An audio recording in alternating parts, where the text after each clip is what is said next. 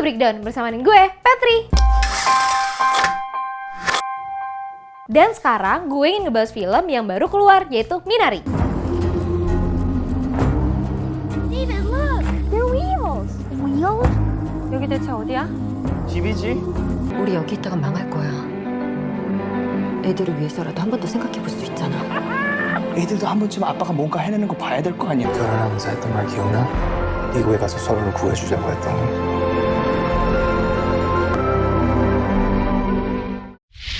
Ini adalah spoiler konten. Bercerita tentang keluarga Yi dari Korea Selatan yang ingin mengejar impiannya di Amerika. Mereka mencoba bertahan hidup dengan caranya sendiri. Meski sering menemui kegagalan, sang kepala keluarga yang optimis dan ambisius untuk bikin bangga keluarganya dengan berharap sukses tinggal di daerah Arkansas.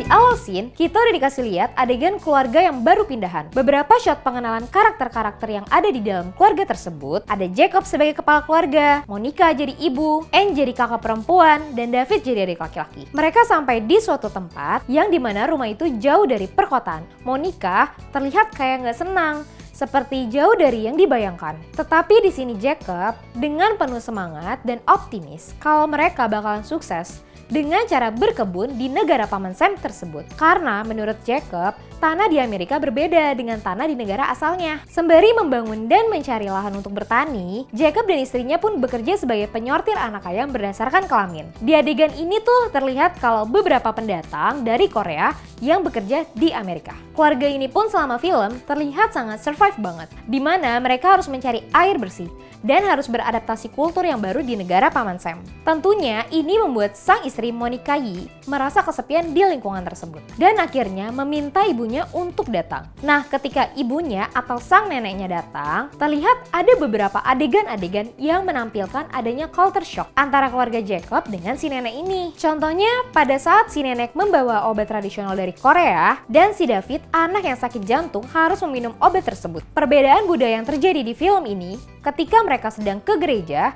yang dimana pada saat selesai ibadah, Monica diajak berbicara dan ternyata dia nggak terlalu menguasai bahasa Inggris. Dan juga ketika David ingin menginap di rumah temannya, ibunya melarangnya karena budayanya yang tidak mau ngerepotin orang lain. Ada juga scene dimana temannya David nanya, "Kenapa mukamu datar?" Dan juga pada saat temannya nanya, "Berhentiin aku kalau aku nggak mau pakai bahasa Korea." Dan menurut Kincir sih, ini sedikit rasis karena mereka di sini dianggap minoritas dan ASEAN. Gak hanya mengangkat isu culture shock, tetapi juga mengangkat masalah konflik keluarga dan bagaimana orang Korea beradaptasi dan tinggal di Amerika. Dan perkembangan dari konflik keluarga ini, dari mulai yang David gak berani lari karena masalah jantung, bagaimana si nenek ternyata membuat keluarga kecil ini menjadi sangat dekat. Secara gak langsung, si nenek jadi kayak semacam jembatan bagi mereka. Di film ini juga menunjukkan ada budaya-budaya dari timur, terutama Korea, yang diperlihatkan seperti hormat dan bilang terima kasih kepada orang yang lebih tua. Contohnya ketika Jacob dan David lagi ada di bank, terus si pegawai bank itu kasih permen ke David.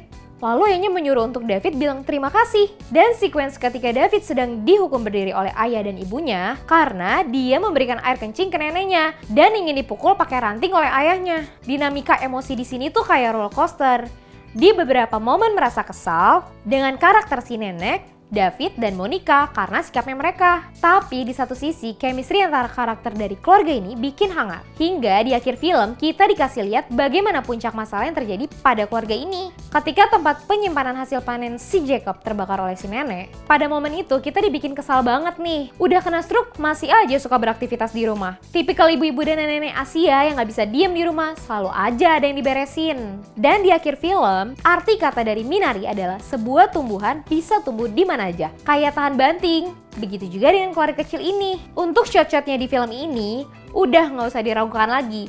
Bagaimana sang sutradara dan penata kamera berhasil menyampaikan emosi karakter lewat frame-frame seperti close-up-nya yang ciamik dan juga shot-shot yang tampil secara sederhana. Seperti pemandangan di rumah keluarga ini, bagus banget. Untuk bagian suara dan musik, Kincir suka banget bagaimana lagu-lagu yang ada di dalam film ini sangat mendukung di setiap adegan. Porsinya pas dan gak lebay, bikin hati lebih adem dan berasa hangat dari keluarga Minari.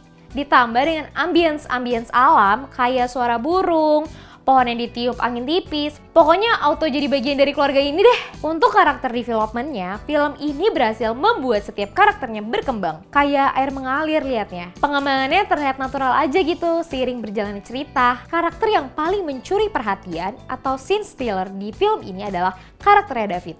Dia gemes banget karena berhasil membawakan karakter bocah berusia 7 tahun. Dari karakter yang gak sopan sama neneknya, sampai dia bikin neneknya untuk tidak kabur dan tetap tinggal di rumah. Yang membuat Kincir juga kagum adalah untuk penata artistik di film ini. Bagaimana pakaian dari setiap karakter menggambarkan karakter mereka. Dan juga berhasil menggambarkan pakaian pada tahun 1980-an. Ada Alan S. Kim sebagai David, ada Yeri Han sebagai Monica, ada Noel Cho sebagai Anne, ada Steven Yeun sebagai Jacob, ada Yeon Yoo Jung sebagai nenek. Sutradara yang menggarap film ini adalah Lee Isaac Chung. FYI, film ini diambil dari kisah nyata sang sutradara ketika dia baru pindah ke Amerika. Film ini Kincir kasih rating 9 dari 10. Karena film ini secara keseluruhan memberikan emosi dan juga pelajaran di setiap adegan. Seperti masalah stereotip, rasisme, culture shock, dan drama keluarga. Dan karakter-karakter yang ada di film ini membuat semakin hangat cerita yang disajikan. Gak heran kalau film ini masuk ke dalam nominasi Oscar. Karena banyak banget unsur-unsur sosial dan juga budaya yang ada di film ini. Oke, cukup sekian breakdown kali ini.